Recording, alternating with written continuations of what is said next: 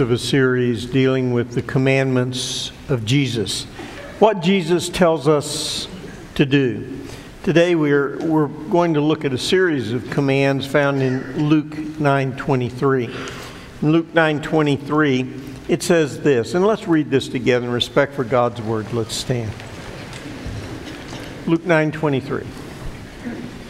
Then he said to them all, "If anyone desires to come after me, let him deny himself and take up his cross daily and follow me." The Lord add his blessing to the reading of his word. You may be seated. I don't know if y'all heard about the DEA agent, drug enforcement agent. He was traveling through Montana and he stopped at this rancher's farm and he went up and says, "I need to inspect your farm for illegal drugs and all that other." And the farmer, rancher was, quite compliant. He says, "Yeah, you can go anywhere and do anything you want. Just don't go into that field right over there."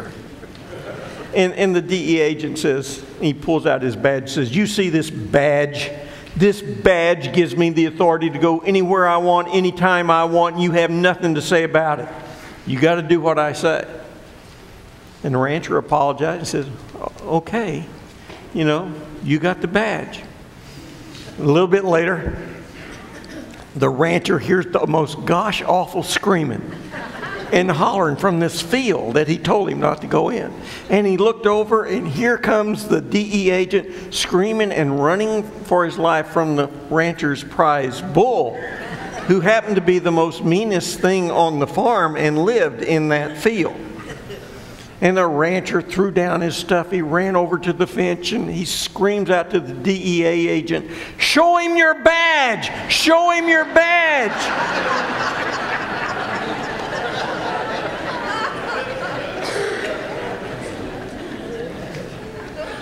Who's in control? Who's in control? That's really the question that we each have to answer our own life. Who has the authority in our life? Who do we allow to run our lives? I remember back when I was a young Air Force officer stationed in Kunsan Air Force Base, Korea. I was ministering extensively with the navigators and running their ministry on Kunsan Air Force Base. And there was a regional conference put on by the military, and it was in Hong Kong. The main speaker was to be a man by the name of Robertson. Roy was the very last American missionary into China before the communist Chinese took over.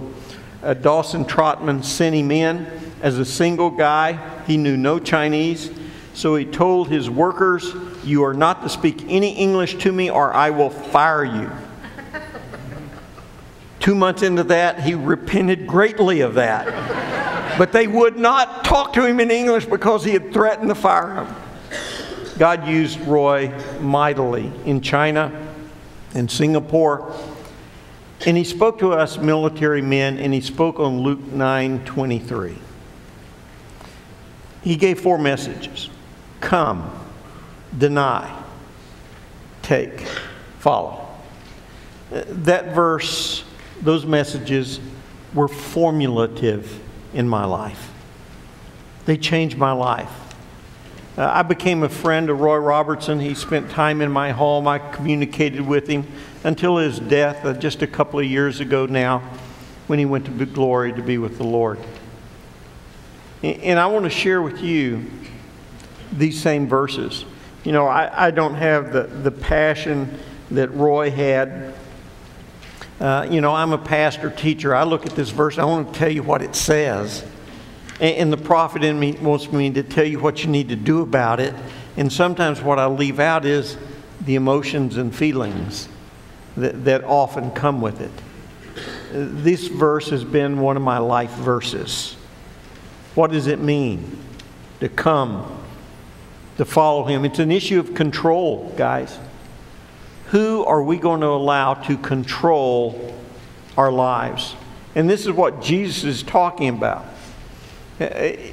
Who are we going to allow control? If we allow him to control us, then we have to follow his guidelines.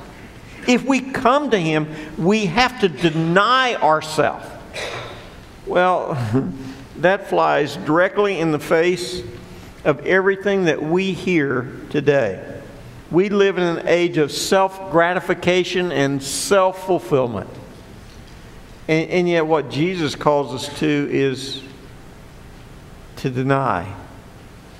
Now, most Christians, when they hear this, they go to one of two extremes. And it's the normal. We either go to the self-fulfillment, or we go to monasteries and we hide out and we deny everything. And the truth is generally, as I said previously, somewhere in the middle of all this stuff. Augustine, the great theologian, when he came to know Christ, he struggled with so many desires in his life. He went off and hid in a monastery and beat himself and fasted and all this other stuff. And you know what he found about those evil desires? They kept right on going.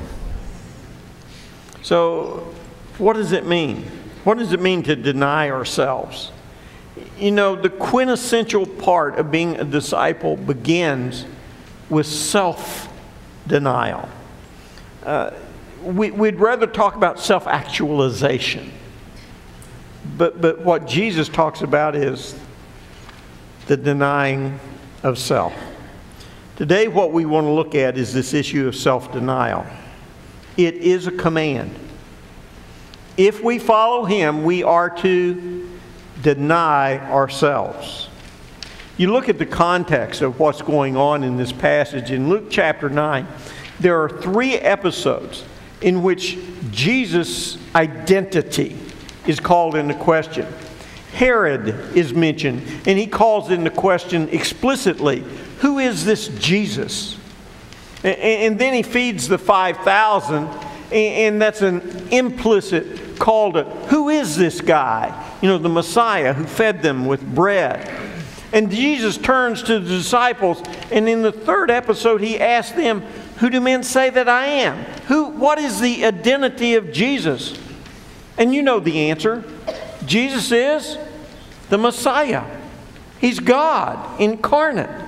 Now, they didn't understand all of that, but they got an interesting picture of it. It's kind of intriguing to me that in Luke 9, Luke is the only one who records this account with the disciples, who do men say that I am, after the feeding of the 5,000. And Luke leaves out, the episode of the church and Peter's denial and, his rebuke and all that other stuff. But here it is. Who is Jesus? And again, we know who He is. But if He is Messiah, if He is God, and He is, then He lays down certain requirements for all of us. He says this. He did not say this. The Greek of he says is actually the imperative. That's command. He didn't say it. He commanded it. He commanded, if anyone follows me. If anyone. You know, what we have to understand is that there is a requirement to following Jesus. And our responsibility in following Him is to recognize who He is. And that's why we can follow. It reminds me of the dear lady who grew up in the South, who every time the preacher got up, sitting on the front row, would holler, "Get him up!" Well, what she meant is lift up Jesus, Get him up, Pastor! And if the pastor didn't get him up, she would holler throughout the entire sermon, "Get him up! Get him up!" You know what we need to do? Get him up. Recognize Him as God. Recognizing Him as our Messiah, our Savior. And Jesus gives His condition. If anyone will come. What does that mean, if anyone will come? Well, I guess it involves belief in Jesus as Messiah, right? I would say that's probably the basics of it. But I think there are many people who recognize him as Messiah and recognize him as a good teacher, but they don't have personal relationship with him.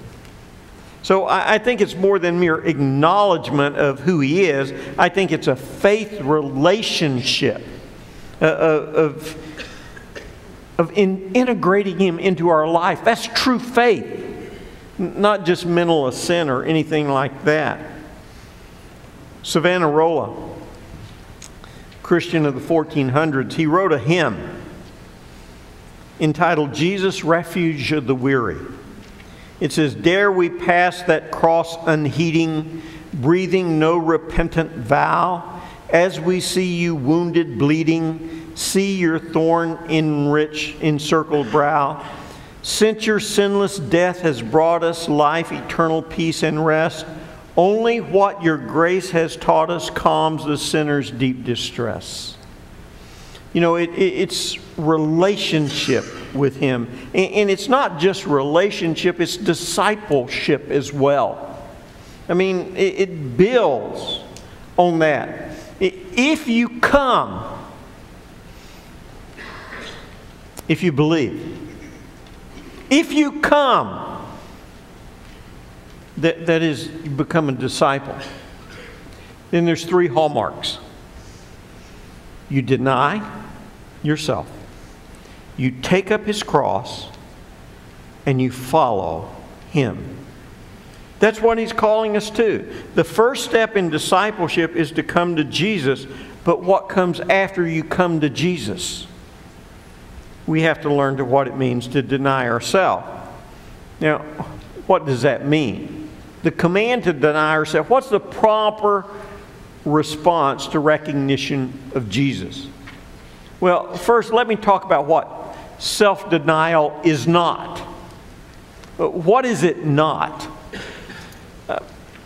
It is impossible to deny self for selfish reasons. You go, huh? Let me give you some examples. You decide you're not going to do this sin because the consequences are too severe. Well, that's not self-denial, that's self-preservation. You know,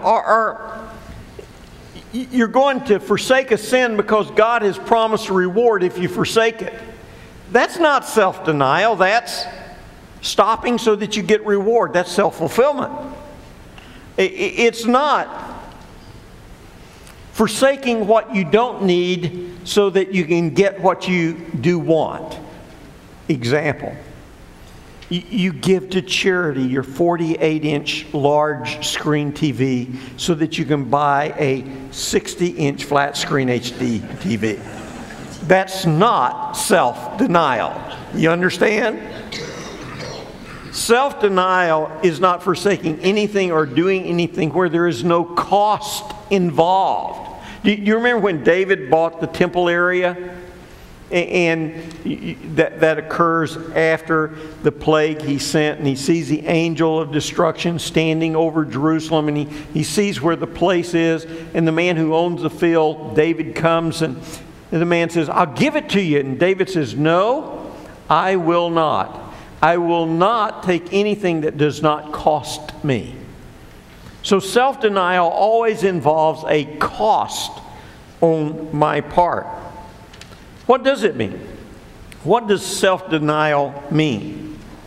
First, it involves denying my will. My will. You remember what Jesus said in the garden? Not my will, but thine. Denying self involves first prioritizing God's will ahead of our will. That's self-denial. Second, it means denying personal motives. I'm not doing it so that I get recognition. I'm doing it so that He gets recognition. One of my favorite Psalms, Psalm 115:1. Not unto us, but unto Thy name give glory for Thy mercy and truth's sake. So self-denial means denying personal gain for the sake of honoring Him.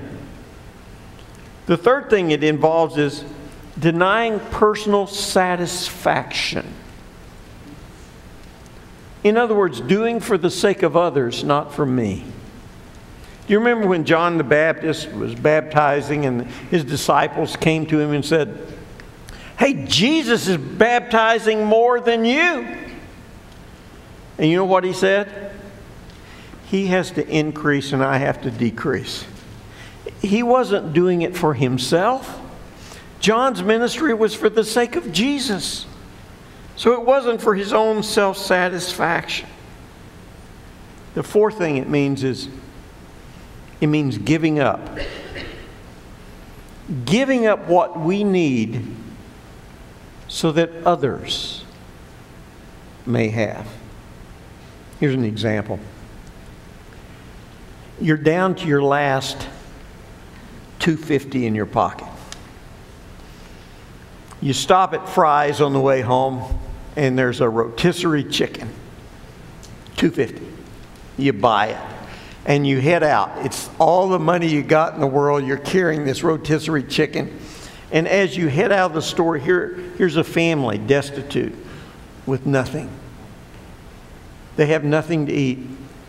And you know that for a fact.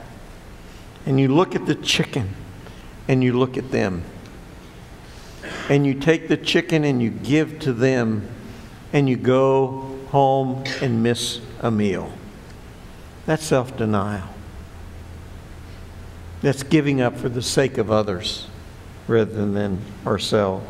Story is told of Augustine and others. When it comes to abstaining from pleasure that leads to sin, Augustine, if you don't know anything about him, he was a rebellious sort of youth. He lived the wanton lifestyle, if you get my drift. If it was debauchery, he did it. And then he came to know Jesus, and his life changed. One day he was walking through the marketplace, and there was one of Augustine's former consorts, girlfriends. And she sees Augustine, and she says, "Augustine, it's me, it's me." And Augustine turns around and starts running away from her. And she keeps hollering, "Augustine, it's me, it's me." And he hollers back to her and he says, "Yes, it is you, but it is no longer me. I am a new man." Self-denial is abstaining from those things which give us personal pleasure, but that lead to sin. In short, self-denial implies the death of selfishness. That's really what it's all about. Self-denial and selfishness cannot exist together. They are exact opposites. Why don't we deny ourselves? Why don't we emphasize it? Recently, I was reading a missionary newsletter from Scotty Wisely. Y'all know who Scotty is. This is the son-in-law of Jeannie Walker and Roland Walker and their daughter. And he started talking about writings that he had just read by Timothy Keller, a booklet entitled The Freedom of Self-Forgetfulness. And in it, he tells the story of what self-denial really is. Keller says that the traditional view of why people do things, criminals do bad things, is because they're proud and they have too high a view of themselves. He says the current view is that it's just the opposite, and that men have too low a self-esteem and we need to raise our self-esteem. But Keller argues that's the wrong approach. The correct approach to self-denial is to take the approach that Paul had when he said, that Paul did not play the self-esteem game. Paul had a transformed view of himself. Paul did not care what people thought about him. In fact, his identity owed nothing to what people said. It is as if he was saying, I don't care what you think. I don't care what anybody thinks. Paul's self-worth, his self-regard, his identity is not tied in any way to their verdict and their evaluation of him. Self-forgetfulness is another way of saying self-denial. Quit thinking about yourself and start thinking about others. Well, as I was reading this, I was prompted to think about some writings by Calvin Miller. He talked about it in his book, The Disciplined Life, or his little booklet. He says there are 3 reasons why we don't deny ourselves. He says, first, our priorities are wrong. We focus, he says, on stopping the bad things, and we don't focus on doing the good things.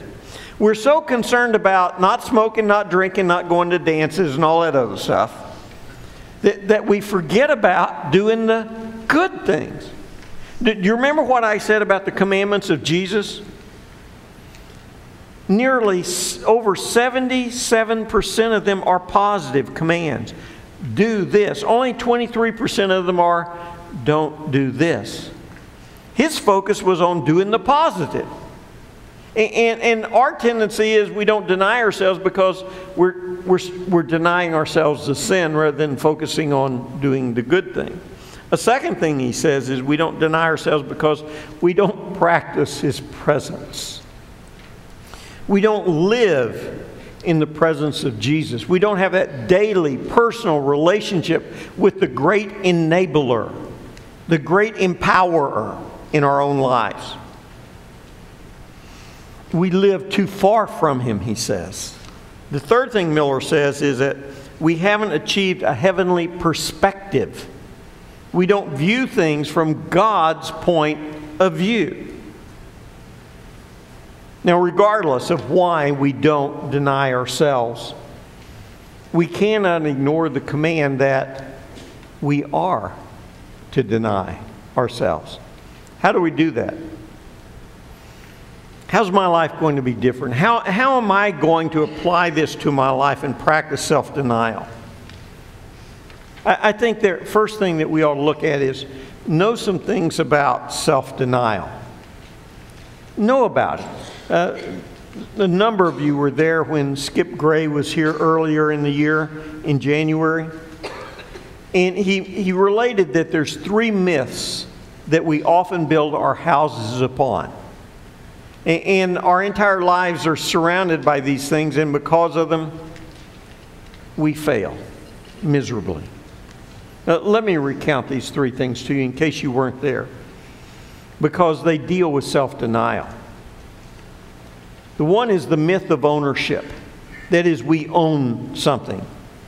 We build our houses on owning things or people or ministries or truth.